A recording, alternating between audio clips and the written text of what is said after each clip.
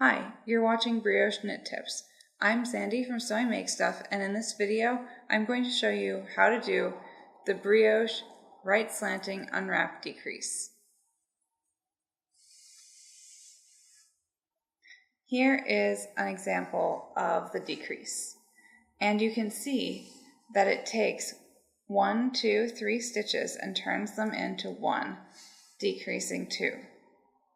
You can also see that it's a little bit different from a traditional right slanting decrease because it doesn't have that dark colored wrap coming over the top of the stitch in the decrease.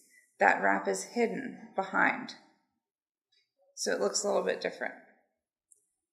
Now, in a written pattern, it's going to look like this. And in a chart, you'll see this symbol. I'm ready to show you how to do this, so let's get started. You can see here that I have started my swatch in 2-color brioche stitch, and I've worked a few rows.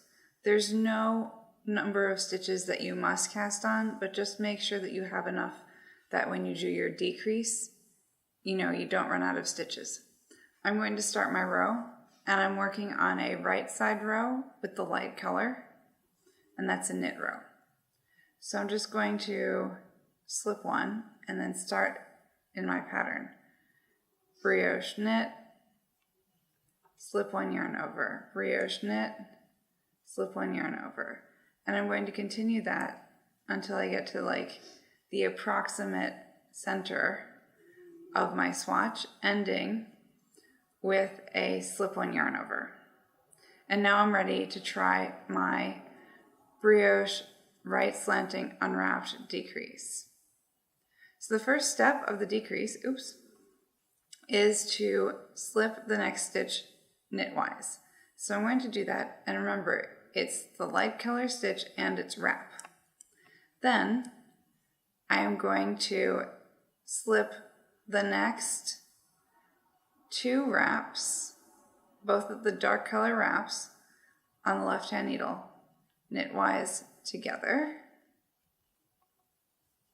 Okay, and then I'm going to slip back these 4, 1, 2, 3, 4 wraps that were just slipped from the right hand needle, slip them back to the left hand needle through the front loop.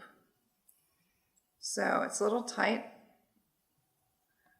but once you transfer them, then you just knit everything together. So that's 1, 2 light color wraps and 1, 2, 3 dark color wraps to complete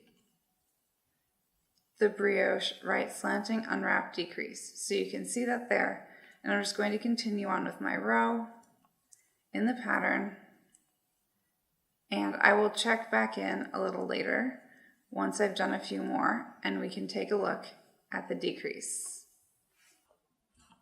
You can see here that I had some time to do a few more rows after my decrease, and it is a right slanting decrease, but you can't see as well which way it slants because there's no dark wrap coming around that stitch.